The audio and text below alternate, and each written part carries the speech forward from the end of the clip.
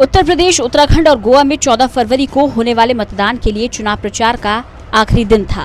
उत्तराखंड में 70 तो गोवा में 40 और उत्तर प्रदेश में दूसरे चरण के 55 सीटों पर वोट डाले जाएंगे। दरअसल यूपी में भी चुनाव चल रहे हैं, लेकिन अपने बिजी शेड्यूल से वक्त निकालते हुए सीएम योगी आदित्यनाथ उत्तराखंड में प्रचार के लिए पहुंचे। सीएम योगी ने उत्तराखंड के टिहरी में जनसभा को संबोधित किया। उत्तर प्रदेश के मुख्यमंत्री योगी आदित्यनाथ ने कांग्रेस पर जमकर प्रहार करते हुए कहा कि देवभूमि में कांग्रेस मुस्लिम यूनिवर्सिटी बनाने की बात कर रही है, जो कि निंदनीय है। कांग्रेस को एक लावारिस पार्टी बताते हुए सीएम योगी ने कांग्रेस पर तुष्टीकरण की राजनीति का आरोप लगाया। कहा कि विश्व भर में विख्यात 4 धाम जैसे राज्य में इस तरह की बातें करना सही नहीं होगा, बल्कि कांग्रेस को बद्रीनाथ, केदारनाथ सहित 4 धाम सर्किट को विकसित करने की बात करनी चाहिए। मैंने कांग्रेस का मैनिफेस्टो देखा है, उनका चुनाव घोषणा पत्र देखा है। मुझे आश्चर्य होता है, देवभूमि में कांग्रेस मुस्लिम विश्वविद्यालय बनाएगी। 4 धाम के सुंदरीकरण और पुनरुद्धार की बात करती तो सबके मन में एक नया उत्साह होता। प्रधानमंत्री मोदी जी उस दिशा में कार्य कर रहे हैं।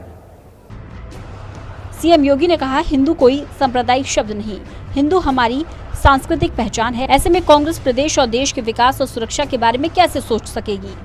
उन्होंने कहा कि कांग्रेस के पूर्व अध्यक्ष राहुल गांधी के पूर्वज तो आपको एक्सीडेंटल हिंदू कहते थे, तो ऐसे लोग हिंदुओं और उनके हित के बारे में कैसे सोच सकते हैं। भारतवासी दुनिया के अंदर कहीं भी जाता है, हिंदू संबोधन से संबोधित किया जाता था, संबोधित किया जाता है। और स्वामी विवेकानंद ने इसीलिए कहा था कि गर्व से कहो हम हिंदू हैं। लेकिन राहुल जी के पूर्वज क्या कहते थे कि हम तो एक्सीडेंटल हिंदू हैं। जब उनको हिंदू होने में ही गौरव की अनुभूति नहीं थी, तो हिंदू की व्याख्या, हिंदू की परिभाषा वो कैसे कर पाएंगे।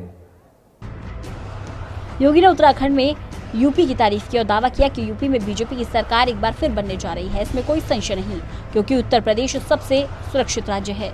सीएम योगी ने कहा, पीएम मोदी के विजन की बदौलत ही आपदा के बाद केदारनाथ का पुनर्निर्माण होने के बाद अब बद्रीनाथ धाम का भी सौंदर्यीकरण हो रहा है। ये बीजेपी सरकार की नीति का ही नतीजा है कि 4 धाम ऑल वेदर रोड बन पाई, ताकि श्रद्धालुओं को तीर्थ यात्रा करने में कोई परेशानी न हो।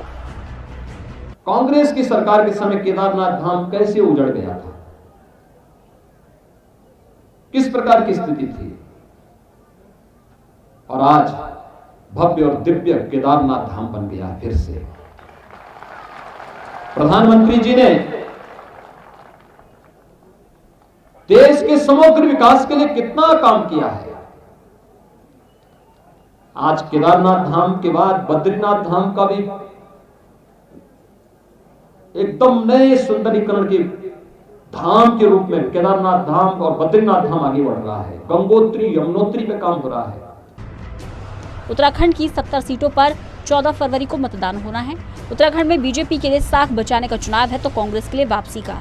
वहीं आम आदमी पार्टी इस राज्य में पूरा जोर लगा रही है। उत्तराखंड में चुनाव प्रचार के आखिरी दिन सभी पार्टियों के दिग्गजों ने चुनावी दमखम दिखाया। चुनाव का माहौल चूंकि चरम पर है, इसलिए कई तरह के बयान और आरोप प्रत्यारोप का सिलसिला भी जारी है। News desk, total news.